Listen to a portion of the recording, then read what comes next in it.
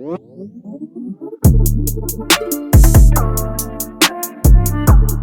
worst.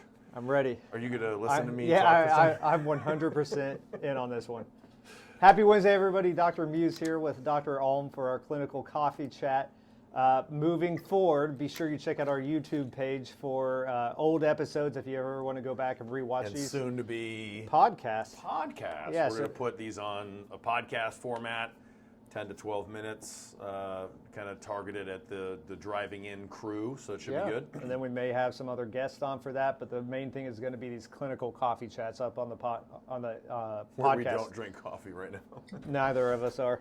What are we talking about today? So today, we're going to cover a topic that's a pretty hot topic in the nation, consistently. Hot topic, yeah. And that's early specialization in sport, or youth athletes specializing in one sport throughout the year. So this is, it's a very well-known topic, and if anything, I don't know if it's getting any better. I think it's getting way worse, actually.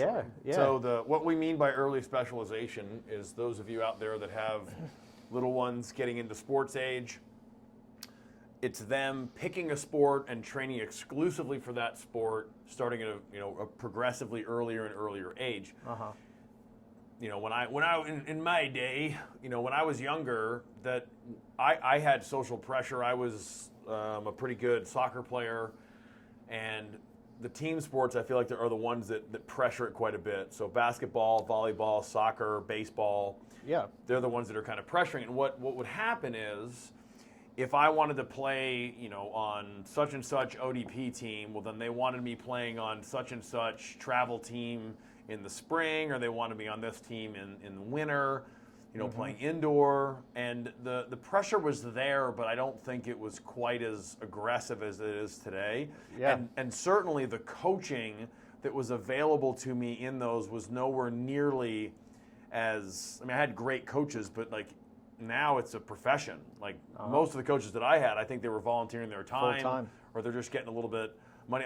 We weren't paying, $1,500, $3,000, $5,000 to be on the team, where the coach is actually getting a salary. Traveling all over the nation. Yeah, so it's become, I would assume a multi, if not, multi-million, if not, billion-dollar industry. Yeah. So the issue here is this, when we're going through, we're not really fully developed until really in our 20s, when we're talking about structurally. Mentally, obviously, we're still working on it. But Work in progress. All the way in the 20s, when the skeleton actually becomes sort of ossified or rigid, and it's no longer growing, the growth plates close and all that kind of stuff. Now, before that, you have all other kinds of systems that are maturing in that process, and the earlier in your life that you're specializing in a sport, the more of those processes are still ongoing and have not reached full maturity. Well, that's a problem, because we have evolved to move and stabilize and function in a specific way.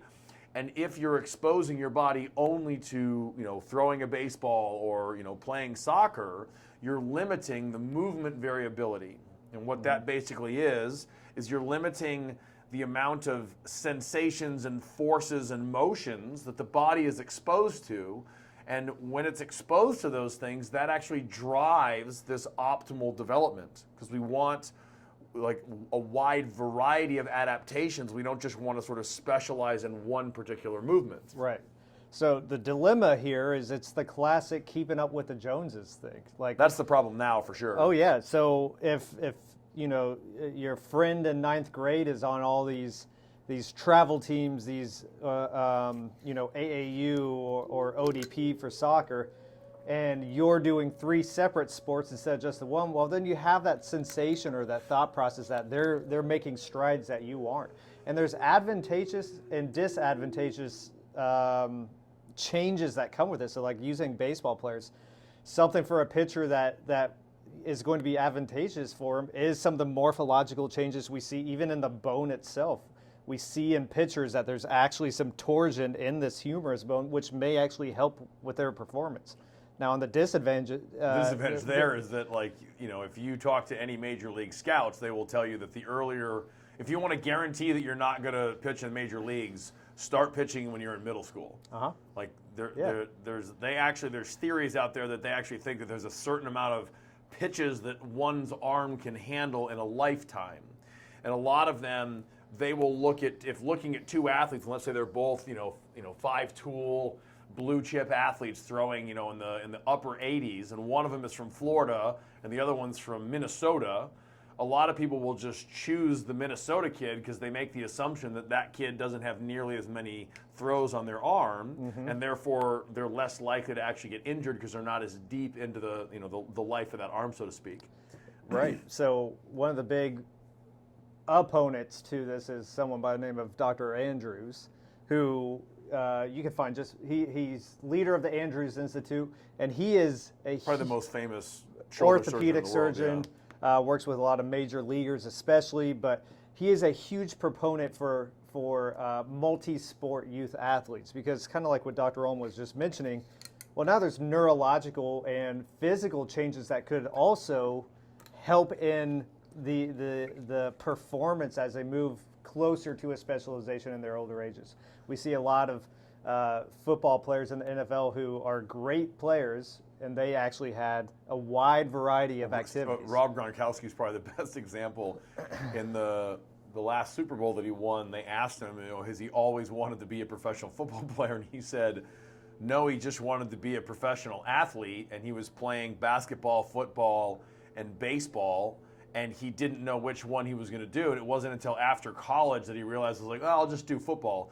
Now, granted, he's a freak athlete, so he was able to sort of, keep that. His options were still open. Yeah, I didn't have that problem. I didn't have a choice. Right, but that idea where he's playing most of his life, he's playing multiple sports, is advantageous for two reasons that we want to cover today. One is that you're going to be less likely to get injured. And we've mentioned in the past sporadically about movement variability and how it's really, really important to have high movement variability if you want to minimize overuse injuries. Runners, they tend to get injured about 70% of the time, meaning within a calendar year, 70% of runners actually will get an injury. And it's because the movement variability that they have is very, very limited. They're basically running in a straight line for the most part, usually on concrete. And because the movement variability is so low, the same tissues are having to, handle the load and the force over and over and over again. If you flip around, let's say that you take the same athlete, a runner, but you put them on a trail. Now, they're still running, but there's high, I'll say, micro variability. It's not like they're going from running to, swimming. That's like completely different. But there's high micro variability in the ground. Their foot comes down in different positions. They're going uphill and downhill, and they have to sort of jump over logs and stuff and get around roots. All those micro variabilities in the movement basically distribute the work or the load amongst way more tissues. And that's the same in sports. If you have a kid that only does soccer, then the movement variability is going to be tremendously less than the athlete that plays, tennis in the spring, basketball in the winter, soccer in the fall, and then in the summer they're just kind of doing their thing. Yep. So those athletes are going to be less likely to get injured, directly less likely to get injured because they have a higher movement variability. The other major point that we want to make here is that exposing your son or daughter to high movement variability is actually going to help them develop their nervous system and their structure and their anatomy to better handle training later on. So I was lucky enough to compete at a national level when I was in my late 20s. Well, I don't know if I necessarily would have gotten there if all I did was track and field from the time that I was 8 years old all the way there. I probably would have had more injuries, and I think that example can be applied to a lot of athletes. If you're exposed to more sports, more movements, then you're going to A, not get injured as easily, and B, down the road, in college when it matters, right? Scholarships and things like that. After college, professional sports, they're going to benefit better if you are patient enough and they get exposed to that high variety of movement later on. Yeah, and we kind of touched on it last week, but we've lost this sense of play in our society. Anymore, if kids are playing sports, they're in a uniform. It's part of a team effort, whereas growing up, we would throw on our, whatever, and go out and play whatever game it is, different stuff every day. Now we're just more streamlined into this. We gotta specialize in a sport early on and push our way through that. But I think what we're seeing in our realm is that there's some serious consequences to that in the long run. Yeah. So Brad alluded to the difficulty and the challenge here, the rising pressure, keeping up with the Joneses. To have an athlete, even if they're 8 years old or 9 years old, do soccer 3 and 4 seasons a year. And the pressure is this. The ones that are doing the sport year round are getting more practice and more coaching. So in the short term, they're going to develop faster. Now that's a compounding phenomenon where, maybe 5 years down the road, 2 kids, one that's playing, soccer all year round, the other one that's not, that the kid that's playing soccer all year round is going to increase and develop faster in the short term than the other one. Now long term, it may actually screw that kid over because they get an ACL injury or something else because they're over specializing or early specializing. Yep. So we want to kind of talk about, well, what can you do? Because I know that the pressure's there. And so what I would advise you to do is encourage the kid to play, more than one sport. Try not to do it 4 seasons a year. And when they're not doing their sport, encourage them to do something else. So, if a kid's playing soccer 4 seasons a year, they don't need to be practicing soccer when they're not, in actual season or something like that, or with the actual team. So encourage them to do something completely different so that they can, again, expose their bodies to a high variety of movement. That's probably the best option that you have, because if you want your kid to keep playing, the environment is such that they're going to need to be actively doing those sports. But you want, when you can, to encourage them to do something other than the sport that they're specializing in and expose them to as a high variety as possible. Yeah, so this definitely applies to our youth athletes. Maybe you get the sense that we kind of talked about some similar things with just some of our desk workers. Variety and movement is important for any and all populations, but especially for the developing kid, we really want to strive to try to push this agenda to have more variety to what we do. So if you guys have any questions, make sure you reach out to us. Check out the YouTube channel and look out for the podcast coming soon. Have a good one, guys.